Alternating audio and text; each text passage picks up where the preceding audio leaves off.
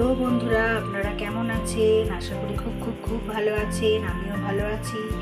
আজ আমি আবার চলে এসেছি মন্দিরা লাইফস্টাইলে নতুন একটি রেসিপির সাথে।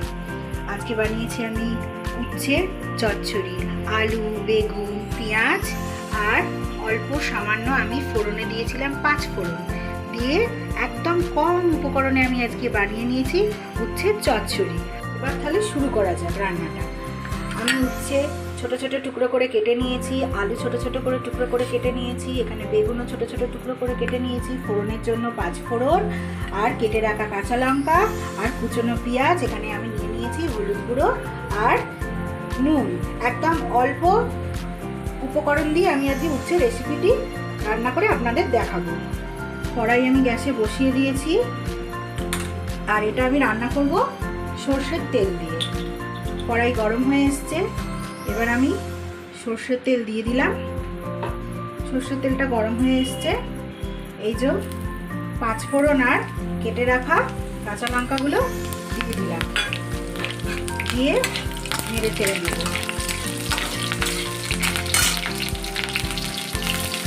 একটু আস্তে করে দিলাম। এবার আমি প্রথমে কেটে রাখা উচ্ছেগুলো এর মধ্যে দিয়ে দেব।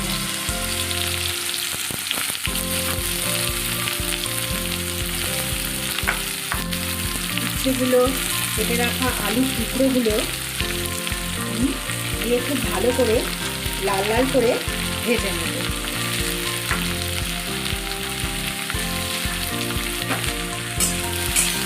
একদম অল্প উপকরণে আমি এই উচ্ছের চচ্চড়িটি আপনাদের করে দেখাবো।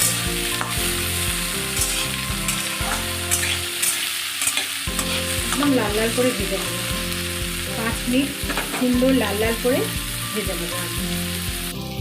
আলুগুলো আর উচ্ছেগুলো দেখুন খুব সুন্দরভাবে এবার লাল লাল হয়ে এসছে। এবার আমি এর মধ্যে দিয়ে দেবো আগে থেকে কুচনো পেঁয়াজ দিয়ে। আগে থেকে কুচনো পেঁয়াজগুলো আমি এটা দিয়ে দিলাম। এবার সেটা দিয়ে আমি খুব ভালো করে আবার পেঁয়াজটাও লাল লাল করে একসাথে আমি ভেজে নেব। এবার আমি এর মধ্যে দিয়ে দেবো হলুদ আর নুন।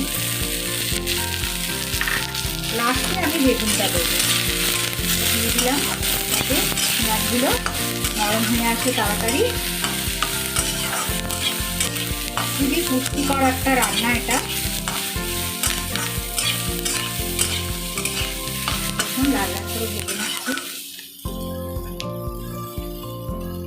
দুপুরের খাবারের ভাতে প্রথম ভাত দিয়ে এটা খেতে খুবই ভালো লাগে। আর একদম কম উপকরণে আমি এই রান্নাটা বানাচ্ছি।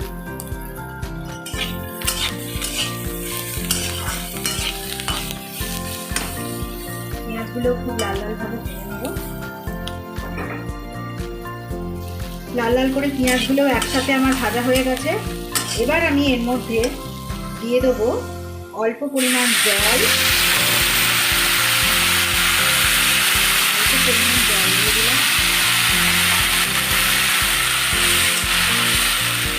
আবার লাস্টে আমি দেবো টুকরো করে রাখা বেগুনের টুকরোগুলো দিয়ে নেড়ে চেড়ে আমি ঢাকা দিয়ে দেবো। 10 মিনিট পর আমি খুলে দেখবো আমার এটা সেদ্ধ হয়েছে কিনা। এবার আমি দেখে নেব সব সেদ্ধ হয়ে এসছে কিনা। জলটাও অনেকটা কমে গেছে, মাখো মাখো একটা ভাব এসছে। আলু আমার সেদ্ধ হয়ে গেছে, আলু উচ্ছে খুব সুন্দরভাবে, বেগুনগুলোও সেদ্ধ হয়ে গেছে। এবার আমি গ্যাসটা একটু জোরে দিয়ে একটু জলটা আমি কমিয়ে নেব, নিয়ে আমি এবার নামিয়ে নেব। উচ্ছের চচ্চড়ি আমার রেডি। আমার এই রেসিপিটি যদি আপনাদের খুব ভালো লেগে থাকে তাহলে লাইক, কমেন্ট, শেয়ার আর প্লিজ প্লিজ প্লিজ সাবস্ক্রাইব করতে ভুলবেন না।